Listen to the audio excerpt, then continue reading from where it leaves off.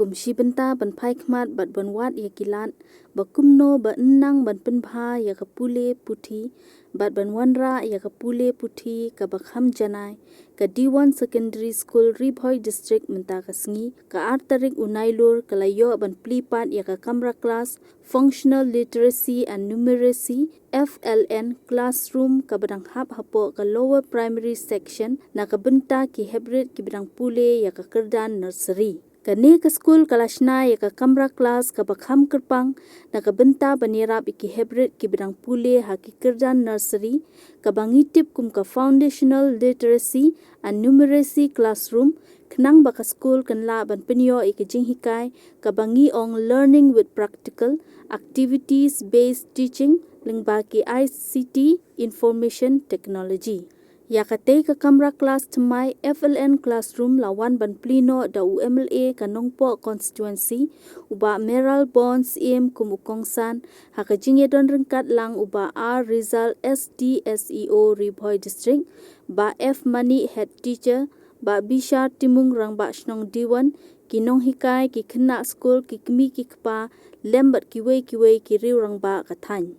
Hakani kasngi nakaliang uba Meral Bonds ulayo ru ban ai shipotli ki wall fans nakabenta ki jingedon kam jokate ka school bat hakaju kapor ula IT ru daga check nakabenta ka ban kirshan ya ka D1 Secondary School. Kadi keski ka ba sa di kemau yang haru lasisa biladon di program hadipor di Baladel. Kamu kani ketika segi bersamlong kerpang, agak bengiyo ketika ban di paipa, ya ketika kamar kelas, kabelong gajing sedang, kabelong ke foundation, na kebentar jadi have kiberit di dunia, kabelong kalawi itu kadang berkaitan, ketika area punden jadi parok kawi, bagi suatu itu nak berpulih ni, kita tang nasional diwan. Nilai celah dan kelen kijaka isnong di bawah marjan banyawan ban ha ile bijongi pun banyo ejinan desa isutu beling syukya nagalian jongka sorkar jela larangin pet ya ka budget ya ka pada sorkar jela kala penmang na ka usnem arja atusau arja atusan bejing penmang kawin jing penmang kabahetan apo jong jela ngejuni lembaga sorkar jadi harga tenang jong kuliah uji omrona ya galai car dulu kaba bentuk ia bikin perlu jadi siwi itu lo kirim kai bat kunjur na banta infrastructure kamu kini capital expenditure di depan kaba bentuk ya bikin senai di school building berkiwi-kiwi direkam. Isufu kajinya nanti apo kajela berokoi kajing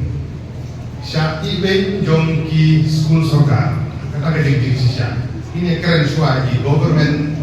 LP school di berapa kajela kajing balik ke penerekam dia kajing i nama apa ikran pembagalong kibobun lakono kumba nerusan aduh nyobo persen di school government LP school kimdon yang ing school kita bilang kaya rumah bilong di baduna aduh kata-kata dari terkenal ba sorkar kasyong siya nakamdaman 5 month siya school sorkar di government LP school dari di dokumen pan wan pedeng di jinduna di babun ibang sorkar haji por kita kamen swa umsumnala han ban ai ki jingarap baniyo i school building kibobian